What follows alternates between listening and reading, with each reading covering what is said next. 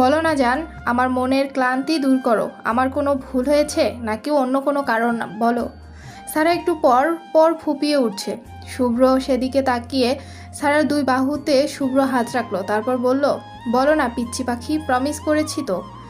আমি সব শুনবো মন দিয়ে, বলো না। সারা এবার কান্নারত গলায় ভাঙা শব্দে বলে উঠল, আপনি রাগ করবেন না তো।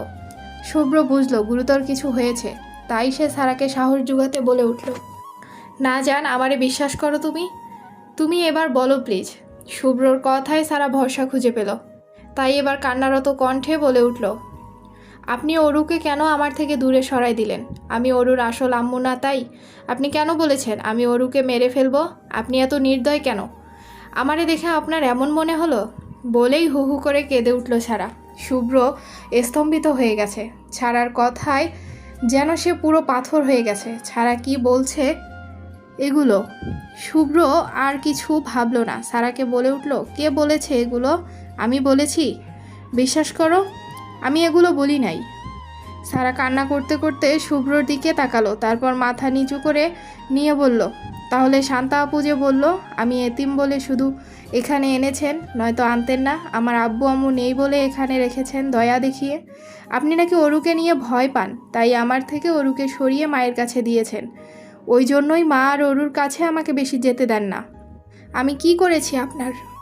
আপনি জানেনই তো অরুকে আমি কতটুকু ভালোবাসি, তাও এমন কেন বললেন? শুভ্র সারার কথা শুনছে আর অবাক হচ্ছে। সে জানে শান্তা তাকে ভালোবাসে, তাই বলে এই না যে শুভ্র কোনো তার ওপর ভালোবাসা নামক কাজে গুরুত্ব দিয়েছে। শুভ্র এসব সব সময় অ্যাভয়েড করেছে, নিজের বোনের চোখে দেখেছে, আর সেই শান্তা শুভ্রর অনুপস্থিতিতে ছাড়ার কানে এত কিছু ঢুকালো। শুভ্র রাগ পাথায় উঠে গেল, তাও শান্ত কণ্ঠে বলল, আর কি বলেছে বউ? বিশ্বাস করো আমি কিছুই জানি না এসব। আমাকে বলো কি কি বলেছে। আপনি নাকি আমাকে টিস্যুর মতো ব্যবহার করবেন, আপনি নাকি আমাকে চুক্তিতে বিয়ে করেছেন। কই, আপনি তো বলেননি কোনো দিন। আপনি নাকি আমাকে শরীরের লোভে বিয়ে করেছেন। আপনি নাকি শান্তা আপুর সাথে সব কিছু করেছেন। আপনাদের নাকি পরিবার থেকে বিয়ে ঠিক করা, তাই তো আমাকে সবাই আপনার থেকে দূরে রাখছে। শুভ্রর মেজাজ এবার 420 ভোল্টের গরম হয়ে গেল। সারা কি আসলেই বোকা? শান্তা এমনভাবে বোকা বানালো তাও বুঝলো না। শুভ্রর এখন মনে হচ্ছে শান্তাকে তুলে আছাড় দিতে, কিন্তু এখন তো এত রাতে কিছু করলে সমস্যা। সকালের জন্য অপেক্ষা করতে হবে, এর একটা বিহিত না করলে হবে না। তাই শুভ্র রেগে মেয়ে ওয়াশরুমে গিয়ে ঝর্ণা ছেড়ে দিল, এতে রাগ কমে যাবে। সারা বিছানা থেকে নেমে দাঁড়াতেই শুভ্র আচমকা এসে সারাকে কোলে তুলে নেয়। সারা হকচকিয়ে যায়।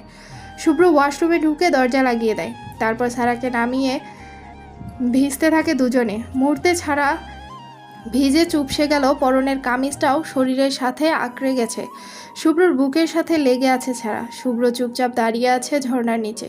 সে জানে না কেন ছাড়ার কাছে এলে হুট করে তার সব কিছু এলোমেলো হয়ে যায়। মনের মধ্যে প্রশান্তি ঘুরপাক খায়। শুভ্র মুচকি হাসলো, সারার চুলের মাঝে হাত পুড়ে দিয়ে চুলে একটা চুমু দিল।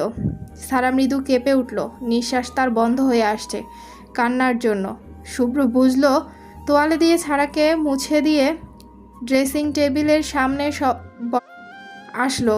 তারপর শুভ্র আবার ওয়াশরুমে ঢুকে দরজা বন্ধ করে দিল। সারা চুপচাপ ড্রেসিং টেবিলে আয়নায় নিজেকে পর্যবেক্ষণ করছে। চোখের নিচে কালো হয়ে গেছে, মুখটা খুব ফ্যাকাশে লাগছে, চুল দিয়ে টুপটাপ পানি পড়ছে। সারা নিজের জামা কাপড় চেঞ্জ করে নিল, আগে থেকে ছিল এই রুমে। 2 মিনিটের মাঝে শুভ্র ওয়াশরুম থেকে বেরিয়ে আসলো, এসেই সারার সামনে দাঁড়ালো। সারা এক পলক তাকালো শুভ্রর দিকে, শুধু ট্রাউজার পরিহিত শুভ্রকে দেখে থমকে গেল। খালি লোমশ বুক দেখে দেখা যাচ্ছে চুলগুলো মুখে সারার সামনে এসে দাঁড়ালো। শুভ্র তারপর সারাকে ড্রেসিং টেবিলের সামনে টুলে বসিয়ে ড্রয়ার থেকে হেয়ার ড্রায়ার বের করে অল্প অল্প করে সারার চুলগুলো শুকাতে লাগলো। সারা আয়নার ভেতরে শুভ্রকে দেখতে অপলকভাবে। শুভ্র সারার ভেজা চুল শুকাতে শুকাতে বলল, এটা শুধু প্রয়োজনের জন্য, প্রতিদিন ইউজ করবা না, চুলের সমস্যা হবে। আর আমি সকালে সব সমস্যার সমাধান করব। আর একটা কথা, তুমি আমাকে বিশ্বাস করো তো? সারা মাথা নিচু করে নেয়। আয়নায় আর তাকায় না। তারপর বিড়বিড় করে বলে, যেদিন আপনি মামার কাছ থেকে আমাকে নিয়ে এসে আমার মাথার উপর আপনার ভরসার হাত রেখেছিলেন সেদিন থেকেই বিশ্বাস করি। শুভ্র সারার বিড়বিড় করা কথা শুনতে পেয়ে মুচকে হাসলো। তারপর বলল, এরপর থেকে কেউ কিছু বললে সোজা আমার কাছে এসে বলবা, এমনভাবে আমাকে ইগনোর করবা না, মনে থাকে যেন। শুভ্রর বলা কথায় মৃদু কেঁপে ওঠে সারা, গম্ভীর আর প্রচণ্ড রাগ মিশ্রিত কণ্ঠ। শুভ্র সারার চুল শুকিয়ে আঁচড়ে দিল। তারপর সারাকে এক পলক পরক করলো। মেয়েটার এখনও বুদ্ধি হয়নি, এত বড় একটা ছেলের সামনে ওড়না নেইনি, শুধুমাত্র গেঞ্জি আর প্লাজো পরে বসে আছে। শুভ্র চোখ অন্যদিকে ঘুরিয়ে হেয়ার ড্রয়ারে রেখে দিয়ে সারাকে বিছানায় শুয়ে দিল। তারপর সে চলে গেল সোফায়, লাইট অফ করে ড্রিম লাইট জ্বালিয়ে দিল। সারা ভেবেছিল কোনো কাজ করবে, তাই হয়তো সোফায়, কিন্তু যখন দেখলো না শুয়ে পড়েছে ছাড়া, বুঝলো শুভ্রর অভিমান। সারা আস্তে করে উঠে সোফার পাশে গিয়ে শুভ্রর প্রশস্ত বুকে মাথা দিয়ে শুয়ে পড়ল। সারার উপস্থিতি শুভ্র বুঝে জিজ্ঞাসা করলো, পিচ্চি পাখি, বিছানায় ঘুমাও। তুমি এখনও ছোট, বিছানায় যাও। শুভ্র, কি করছো? বিছানায় যাও কুইক, এখানে ঘুমাইলে পড়ে যাইবা। সারা, আপনি আছেন, আমারে ধরে রাখবেন, ঘুমাতে দেন তো, কালকেও ঘুমাইনি আমি। শুভ্র, পিচ্চি পাখি, বুঝো না কেন? সারা, কি বুঝবো? শুভ্রর বুকে মাথা রেখে বলে ওঠে। শুভ্র, তুমি এখনও পিচ্ছি, বড় হও, নয়তো আমাকে সামলাতে হিমশিম খাবে। সারা, আপনি চুপ করুন, কার ভিতরে দিচ্ছেন, ঘুমাতে দেন। শুভ্র, বিছানায় যাও। সারা, যাব না। শুভ্র এবার আর রেগেই বলে উঠে, বিছানায় যাইতে বলছি না, গো। শুভ্র ধমকে সারা কেঁপে ওঠে। অভিমানেরা বাসা বাঁধা ছোট্ট হৃদয়ে। সারা আর কিছু না বলেই উঠে চলে যেতে চায়। ঠিক তখনই